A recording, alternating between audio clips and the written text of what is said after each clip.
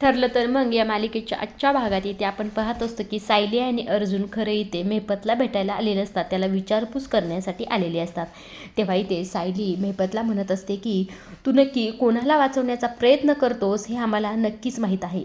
त्याचं नाव, त्या व्यक्तीचं नाव नागराज किल्लेदारच आहे ना, पण आम्हाला मात्र तुझ्या तोंडातून हे नाव ऐकायचं आहे, असं इथे सायली खरं बोलत असते. आता इथे अर्जुन देखील म्हणतो की आता तरी काही बोलायचं आहे का तुला मेहपत. मात्र मेहपत हा खरं तर खूप शहाणा असतो. तो आता इथे ह्यांना म्हणत असतो की हां, खरं तर मला तुम्हाला एक गोष्ट महत्त्वाची सांगायची आहे, असा जवळ बोलवतो आणि म्हणत असतो काय ना, जलातलं जेवण भेटतं का मला, त्यात खरं मीठच खूप कमी असतं, असं म्हटल्यावर खरं तर अर्जुनला आणि सायलीला इथे फार राग आलेला असतो. तेव्हा इथे अर्जुन म्हणत असतो की याची शिक्षा कमी व्हावी ह्याला अजिबातच खरं तर वाटत नाही, याला आता आयुष्यभर कसं सडवायचं हे मी बघतोच, असं इथे अर्जुन म्हणत असतो. असं म्हणून खरं तर इथे सायली आणि अर्जुन निघून गेलेले असतात. आता खरं तर इकडे रमेशला कोर्टात हजर करण्याची परमिशन इथे अर्जुनला मिळालेली असते. आता केस तर इकडे सुरू झालेली असते. आता अर्जुन इथे म्हणत असतो की मिलॉर्ड, जेव्हा अपघात घडला ट्रक कंपनीचा साईट मॅनेजर होता रमेश मोरे, त्याला विटनेस बॉक्समध्ये बोलवण्याची मी परमिशन मला हवी आहे, असं इथे अर्जुनने विचारल्याबरोबर इथे खरंच जज साहेबांनी त्यांना परमिशन दिलेली असते. तेव्हा इथे रमेश हा इथे येऊन उभा राहिलेला असतो. आता इथे अर्जुन विचारत असतो की रमेश मोरे, रविराज किल्लेदारांचा अपघात जेव्हा घडला तेव्हा तो ट्रक तुमच्याच कंपनीचा होता ना.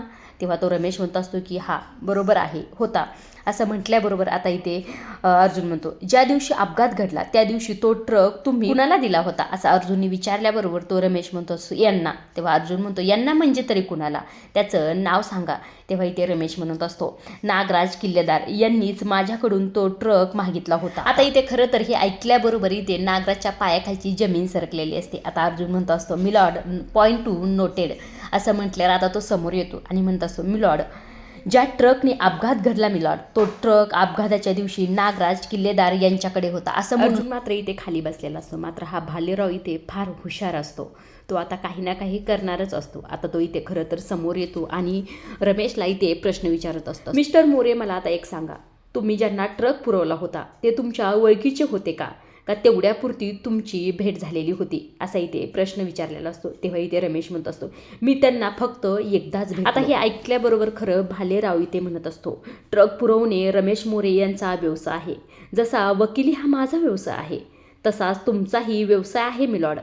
आपण आपल्या व्यवसायात असंख्य माणसाला भेटतो. माय लॉर्ड, जर तुम्हाला कुणी विचारलं 22 वर्षापूर्वी या कोर्टात आलेल्या एखाद्या खटल्याच्या गुन्हेगाराला तुम्ही ओळखू शकता, तो स्वतःच म्हणतो मी सांगतो ना, नाही जमणार कुणालाच, कारण की 22 वर्षापूर्वी एकदाच पाहिलेल्या चेहऱ्याला आपण कुणीच ओळखू शकणार नाही, असं इथे भालेराव म्हणत असतो.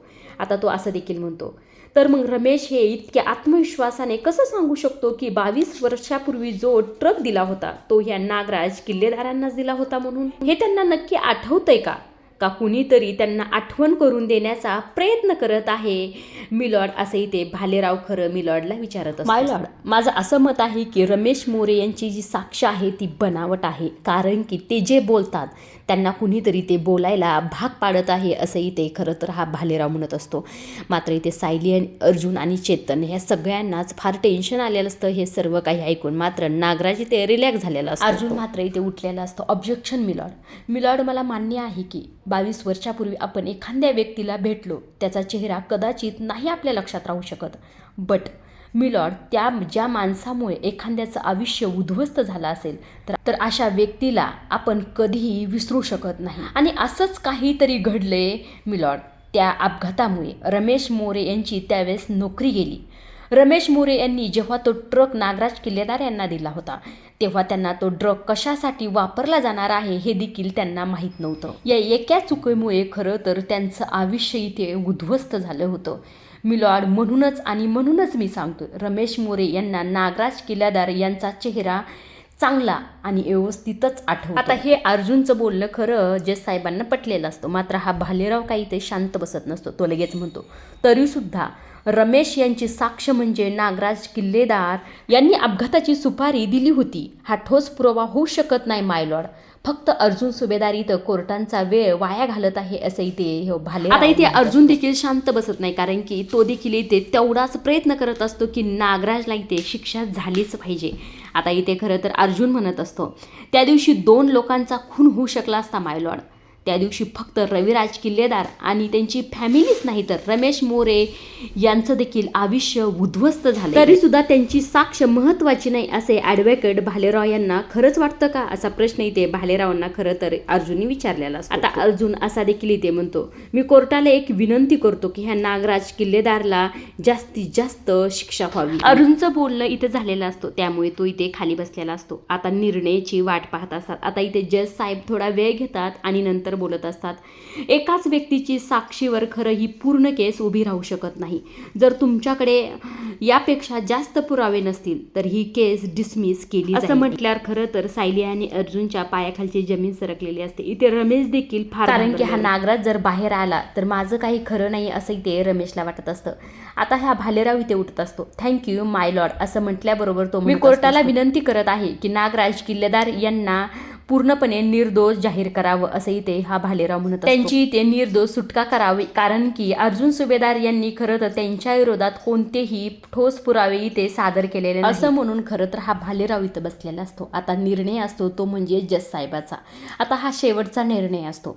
आता इथे हे जज साहेब म्हणत असतात, आतापर्यंत मिळालेल्या साक्षी पुराव्यानुसार नागराज किल्लेदार 22 वर्षापूर्वी अपघातामध्ये गुन्हेगार आहेत हे सिद्ध करण्यात अर्जुन सुभेदार यांना अपयश आलेलं आणि म्हणूनच नागराज किल्लेदार यांची या आरोपातून निर्दोष सुटका केली जाते असं इथे जज साहेबांनी फायनली ते निर्णय सांगितलेला. हे सर्व काही ऐकून खरं सायली, अर्जुन आणि चेतनने फार दुःखी झालेले असतात. त्यांच्या पायाखालची जमीन इथे सरकलेली असते.